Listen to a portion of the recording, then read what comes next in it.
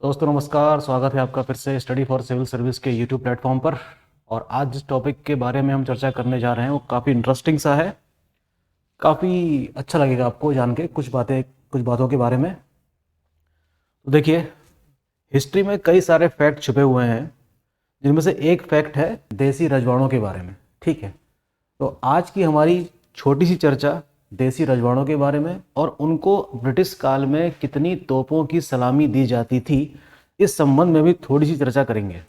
ठीक, तो जैसा कि आपको पता ही है कि भारत एक कॉलोनी था ब्रिटिश की। ठीक है, भारत एक क्या था? कॉलोनी था ब्रिटिश की। तो अगर आप पूरे भारत के नक्शे को उठा के देखेंगे उस समय का, तो आपको दो प्रकार की चीज़ें दिखाई देंगी इंडिया में। एक को तो हम कहते हैं ब्रिटिश इंडिया, ठीक। एक को हम क्या कहते हैं? ब्रिटिश भारत। चलो मैं इसको ब्रिटिश भारत लिख देता हूँ। और एक को हम लिखते हैं प्रिंसली स्टेट, अर्थात देसी रजवाड़े। ठीक, देसी रजवाड़े। दो प्रकार के स्टेट्स आपको देखने को मिलेंगे इंडिया में उस समय, मुख्य रूप से एक ब्रिटिश भारत और एक देसी रजवाड़े। ब्रिटिश भारत यानी कि ब्रिटिश इंडिया वाला वो पार्ट था जहां पर डायरेक्टली ब्रिटिश एडमिनिस्ट्रेशन पूरी तरीके से एक्टिव था।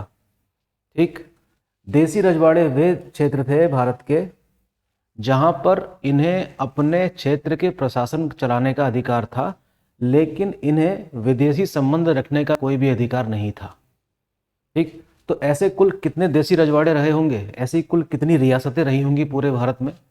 तो 1947 में जब भारत आज़ाद हुआ तो हमको जानकारी मिलती है कि लगभग 565 ऐसी छोटी बड़ी देसी रियासतें थीं। और इनके बारे में आपने पढ़ा होगा कि कैसे इन सब का इंटीग्रेशन वल्लभ भाई पटेल के द्वारा किया गया था। That is called what? The integration of the princely state. ठीक, तो 1947 में हम देखते हैं कि ऐसी कितनी देसी रियासतें थीं? 565। जब संविधान बन गया तो इसमें अधिकतर देसी रियासतों ने इंडियन यूनियन में शामिल होने का फैसला कर लिया था। बची थी तीन, जिसके बारे में आप अच्छी तरह जानते हैं, कश्मीर और जूनागढ़ और हैदराबाद। ठीक, इन तीनों को किस प्रकार से विलय किया गया ये हमारी चर्चा में आज शामिल नहीं है। ठीक, तो मेरा जो इम्पोर्टेंट आज जो कंसर्न है बताने का वो ये है कि ऐसी देसी रियासतें कितनी थी? 565। और इन देसी रियासतों को इनकी सेवाओं के बदले एक खास किस्म का सम्मान दिया जाता था जब ये किसी समारोह में शामिल होते थे। ठीक, तो सम्मान किस प्रकार से? उनका जितना ओहदा होगा, उन्होंने जितनी सेवाएं प्रदान करी हैं। एम्पायर बिल्डिंग एक्टिविटी में जिस देसी रियासत ने सबसे ज़्यादा कंट्रीब्यूट किया होगा ब्रिटिश एक्टिविटीज़ को, उसको सबसे अधिक क्या मिलती थी? सलामी मिलती थी। तो अगर हम क्रम में लगाएं इन सभी देसी रियासतों को तो पूरे 565 हैं, लेकिन इन सभी के बारे में जानने की ज़रूरत नहीं है, सिर्फ इम्पॉर्टेंट। तो अगर हम गन सैल्यूट की बात करें तो गन सैल्यूट सिर्फ देसी रियासतों को ही नहीं मिलता था, वाइसरॉय को भी मिलता था। और इसकी शुरुआत 1858 से मानी जाती है। ठीक है, तो सबसे ज़्यादा जो तोपों की सलामी है वो दी जाती थी महारानी को। ठीक है, महारानी विक्टोरिया को सर्वाधिक सलामी दी गई, या कह सकते हैं कि जो ब्रिटेन के महारानी या महाराज होंगे उनको सबसे अधिक क्या मिलती थी? तोपों की सलामी मिलती थी, जिसकी संख्या कितनी थी? 101। ठीक, तो आपने देखा होगा हिस्ट्री पढ़ते समय कि कभी क्वीन विक्टोरिया भारत आ रही हैं, है ना, उनके सम्मान में एक बहुत बड़ा आयोजन किया जाता था, दरबार लगाया जाता था। तो उस दरबार के दौरान ये सारे देसी रियासतों को बुलाया जाता था, देसी रजवाड़ों को, वो वहाँ पर प्रेजेंट रहते थे और समारोह का लुत्फ उठाते थे। तो इन सभी देसी रियासतों के सम्मान में तोपों की सलामी दी जाती थी, जिसको कहा जाता है गन सैल्यूट। और जिन राज्यों को ये तोपों की सलामी दी जाती थी उसको कहा जाएगा सिंपली क्या? Gun salute state. तो हमारे पास 5 ऐसी रियासतें थीं जो काफ़ी बड़ी थी। याद रखने वाली बात यह है कि जितनी भी देसी रियासतें हैं इन सबका जो साइज़ था वो एक समान नहीं था। ठीक इसी तरीके से जैसे कि आज हम देखते हैं कि भारत में 29 राज्य हैं, तो क्या सबका साइज़ बराबर है? नहीं। गोवा जैसा और सिक्किम जैसा छोटा राज्य भी है, और मध्य प्रदेश, राजस्थान, यूपी जैसा बड़ा राज्य भी है। ठीक है, वेरी कर रहा है साइज़। तो इसी प्रकार से प्रिंसली स्टेट का भी साइज़ क्या था? वेरी करता था। ठीक, तो इसमें से कुछ रियासतें काफ़ी बड़ी थीं, जैसे कि हैदराबाद रियासत काफ़ी बड़ी रियासत थी, ठीक, हैदराबाद रियासत काफ़ी बड़ी थी, हाँ। इसी तरीके से बड़ौदा काफ़ी बड़ी रियासत थी। इसी तरीके से जम्मू एंड कश्मीर काफ़ी बड़ी रियासत थी, ठीक है। तो इन रियासतों को इनकी सेवाओं के बदले 21-21 तोपों की सलामी दी जाती थी इन सबको। एक बार यूजीसी नेट वाले एग्जाम में ये वाला क्वेश्चन आया था कि जिस प्रकार से देसी रियासतों को तोपों की सलामी दी जाती है उसको घटते क्रम में लगाइए। तो जो इम्पोर्टेंट नाम है वो तो याद रहते हैं, लेकिन 565 रियासतें हैं, इन सबका नाम याद रखना थोड़ा मुश्किल काम है। लेकिन क्वेश्चन कैसे आया था, काफ़ी अच्छा क्वेश्चन था ये, कि उन देसी रियासतों को क्रम में लगाइए जिनको तोपों की सलामी के हिसाब से क्या है प्रेफरेंस दी जाती थी। तो 21-21 तोपों की सलामी मिलती थी 5 बड़े स्टेट्स को, तो जिसमें से इम्पोर्टेंट है हैदराबाद, बड़ौदा, जम्मू कश्मीर, है ना। इसी प्रकार से भारत के जो वाइसरॉय होते थे उनको भी 21-21 तोपों की सलामी मिलती थी, ठीक। तो हमको ये पता लगा लेना ज़रूरी है कि क्या टेहरी की जो रियासत थी, क्या उसको भी तोपों की सलामी दी जाती थी? बिल्कुल दी जाती थी। तो क्या 21 तोपों की सलामी मिलती थी? नहीं। मैंने अभी आपको बताया ना कि तोपों की सलामी की जो संख्या है वो हर राज्य में वेरी करती है। तो अगर सवाल एग्जाम में ये आता है कि टेहरी रियासत के राजा को कितने तोपों की सलामी दी जाती थी, तो उसका जवाब है 11, ठीक है। टेहरी रियासत को, टेहरी के राजा को 11 तोपों की सलामी दी जाती थी, 11 गन सैल्यूट किया जाता था, ठीक है। तो हमारे पास इसकी पूरी लिस्ट पड़ी है जिसमें आप चेक कर सकते हैं इंटरनेट में, गूगल में। मैं आपको फिलहाल दिखा देता हूँ, ये देखिए, ये कुछ इंपॉर्टेंट है वो स्टेट जिनको 21-21 तोपों की सलामी मिल रही है। देखिए बहुत ही इंपॉर्टेंट है, 21 तोपों की सलामी वाले स्टेट देखिए, ये हैं 5। गायकवाड़ के महाराजा, राज्य का नाम था बड़ौदा, मैसूर 21, ग्वालियर 21, जम्मू कश्मीर के राजा को 21, और हैदराबाद के निज़ाम को कितनी मिलती थी? 21। इसके बाद आते हैं भोपाल, इंदौर, ऐसे ऐसे आप प्रोटोकॉल देखेंगे, क्रम धीरे धीरे कम होता जाएगा। और इनकी 21 के बाद 19, 17 वाले काफ़ी ज़्यादा स्टेट हैं, देख लीजिए, 15 वाले भी काफ़ी स्टेट्स हैं, 13। और हमको टेहरी का खोजना है, तो महाराजा ऑफ जो टेहरी रियासत है उसका मैं आपको दिखाना चाह रहा हूँ कितनी मिलती थी उनको।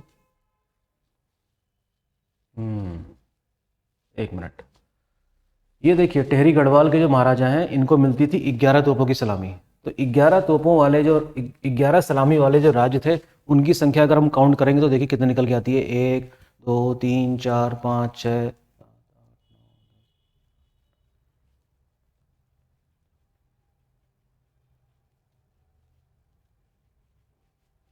30। ऐसे 30 राज्य थे जिनको 11-11 तोपों की सलामी मिलती थी, जिसमें टेहरी रियासत की भी कैटेगरी इसी के अंतर्गत आती थी, ठीक। बड़ी इंपॉर्टेंट बात है ये, एग्जामिनेशन पॉइंट ऑफ व्यू से इम्पॉर्टेंट है। लेकिन मैंने सिविल सर्विस वाले एग्ज़ाम में इस तरह के क्वेश्चंस को आते हुए नहीं देखा।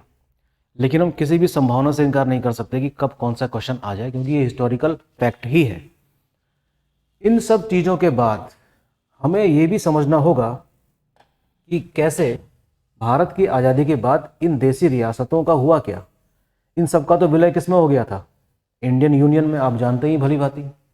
लेकिन क्या इन देसी रियासतों की सारी सुविधाएं समाप्त हो गई थी? जी नहीं, कुछ ना कुछ तो इनको देना ही था। राज्य लिया है, इंडियन यूनियन में इसको शामिल किया गया है, तो इस सेवा के बदले में उनको कुछ ना कुछ तो ऑनर मिलना ही चाहिए। इनको ऑनर दिया गया, ठीक। इनकी राजशाही वाली जो एक्टिविटी थी उसकी रक्षा करी गई, और इनको क्या प्रदान किया गया? Privy purse. क्या दिया गया? इनको प्रिवी पर्स दिया गया, यानी कि देसी रजवाड़ों को मिलने वाली सारी सुख सुविधाएं हैं ये, इसको क्या कहा जाता है? प्रिवी पर्स, ठीक। एक खास किस्म की सुविधा थी जो इन देसी रियासत के रजवाड़ों को मिलती थी। लेकिन ये जो रियासतों को मिलने वाली सुविधाएं हैं इसको भी 1971 में इंदिरा गांधी सरकार ने क्या कर दिया, समाप्त कर दिया। अर्थात जो इनको मिलने वाली सुख सुविधाएं हैं ये समाप्त हो गई। ठीक, इस संबंध में इंडिया में एक मूवी बनी, पिक्चर का नाम है गुलाल। आपको याद होगा 2008 या 9 की पिक्चर है ना। काफ़ी इस चीज़ को दर्शाया गया है कि कैसे जो देसी रियासतें थीं उनके सारे अधिकार समाप्त कर दिए गए थे और कैसे वहाँ पर एक आंदोलन क्रिएट किया जाता है कि हमें फिर से वो अधिकार प्राप्त करने हैं।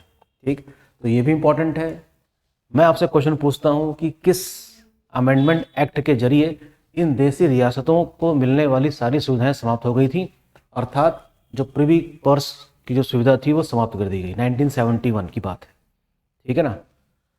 तो फिलहाल ये जो देसी रियासत के राजा लोग थे, पहले तो राजा थे, राजा के बाद कहाँ बैठे होंगे, इन राजाओं ने क्या लड़ा होगा, चुनाव लड़ा होगा। तो हम देखते हैं कि ये जो एक विशेष समुदाय से लोग आते हैं, विशेष समुदाय से मेरा मतलब जो स्पेशल क्लास है, हायर क्लास है, इनको राजा रहने की आदत तो थी ही, लेकिन राजशाही तो समाप्त हो गई इंडिया में आज़ादी के बाद। तो ऐसे राजा क्या करेंगे, अब अपनी राजशाही तो उनको दिखानी ही है। राजा ना सही सांसद बन लिया जाए तो भी आपको अपनी जनता से सम्मान मिल सकता है। तो आज भी अगर आप राजस्थान वाले इलाके में जाएंगे तो वहाँ के जितने भी पूर्व नरेश हैं उनमें से अधिकतर क्या हैं, सब सांसद हैं, या तो राज्यसभा में बैठते हैं या लोकसभा में। इसी तरीके से आपने ज्योतिरादित्य सिंधिया का नाम सुना होगा, जो सिंधिया हाउस से हैं। ठीक, उनके राज्य को तो 21 तोपों की सलामी मिलती थी।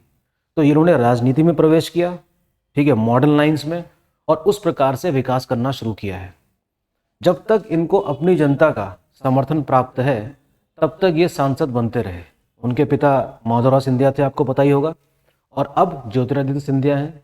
तो अगर हम वंशावली की बात करें तो भारत में अभी भी ऐसी कई सारी रियासतें हैं, ऐसी कई सारे क्षेत्र हैं जहां पर अभी भी वहां के लोकल लोग उनको राजा कह के ही बुलाते हैं। जैसे कि मैसूर का राज्य है, ये भी काफ़ी बड़ा स्टेट है ना। इसको भी 21 तोप की सलामी मिलती थी।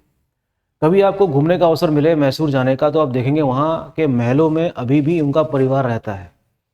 हालांकि इतिहास के पन्नों में अब इनकी गिनती नहीं होती, लेकिन अभी भी वो अपनी वंशावली को आगे बढ़ा रहे हैं। ठीक है, इनका अपना किला है, इनका अपना पैलेस है, जिसको देखने के लिए टिकट लगता है और ठीक ठाक आमदनी हो जाती है। तो रॉयल्टी के रूप में इन सब की आमदनी का जरिया अभी भी वो बना हुआ है। राजस्थान में आप जाइए, कई सारे ऐसे देसी रियासतें थीं जो आज राजा हैं उनकी नज़रों में, जो वहाँ की जनता है, लेकिन मॉडर्न लाइन्स में रह रहे हैं, विदेशों में पढ़ते हैं उनके बच्चे। ठीक है, और विदेश जाते हैं और आते हैं। रॉयल्टी के रूप में भारत सरकार से ही बहुत कुछ मिलता है, कम से कम वो टिकट तो मिल ही रही है। समझ रहे हैं बात। तो ये सारी चीज़ें आज की स्थिति है, लेकिन इन सब का इतिहास काफ़ी पुराना है और इसकी शुरुआत होती थी कॉलोनियल एरा से। और आपने देखा ही होगा कि कैसे जब हमारे संविधान को बनने की कवायद चल रही थी 1946 के बाद, तो संविधान सभा का गठन किया गया था और उसके गठन में ये बात कही गई थी कैबिनेट मिशन के द्वारा कि जो संविधान सभा बनाकर तैयार करेगी उस संविधान को जबरन इन देसी रियासतों पर थोपा नहीं जाएगा। इस शर्त के बाद ही, कैबिनेट मिशन की इस शर्त के बाद ही संविधान सभा बनी और संविधान सभा ने अपना संविधान लिखना शुरू किया। ठीक है, आप समझ सकते हैं कि कैसे अगर संविधान जब बन गया है तो इन देसी रियासतों का होता क्या, कि क्या ये इंडिपेंडेंट रह के कुछ कर पाते, शायद नहीं कर पाते। एक एक करके इनको बात समझाई किसने, वल्लभ भाई पटेल ने, और सभी रियासतें मान गईं और सबका प्रवेश किसमें हो गया, इंडियन यूनियन में। ठीक, तो आज की डेट में कोई भी देसी रियासत भारत में अब नहीं बची है, सब क्या है, इंडियन यूनियन में है, और सबके ऊपर क्या लागू है, भारत का संविधान। तो होपफुली आज का लेक्चर आपको अच्छा लगा होगा। जल्दी मिलते हैं अगले लेक्चर में। थैंक यू, और पढ़ाई करते रहिए।